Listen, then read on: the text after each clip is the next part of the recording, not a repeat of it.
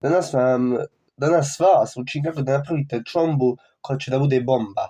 Ne doslovno, nego za prste polizat. Prvo sam bio razbijač leda, pa sam bio pjesnik, odnosno pisac. Sad sam bolestan, a u glavu. Jer mislim da sam kuhar. Prvo treba kavka iz djeletna. Od nane pokojne od djeda, ako imate. Naspijete stočnog goriva, odnosno čaja, da bude dodatno otrovno i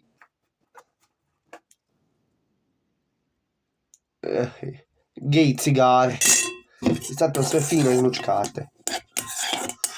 I sad to zagrabite i možete se komotno otrovat. Za kratak i bolestan život. Čorba. Govno krška.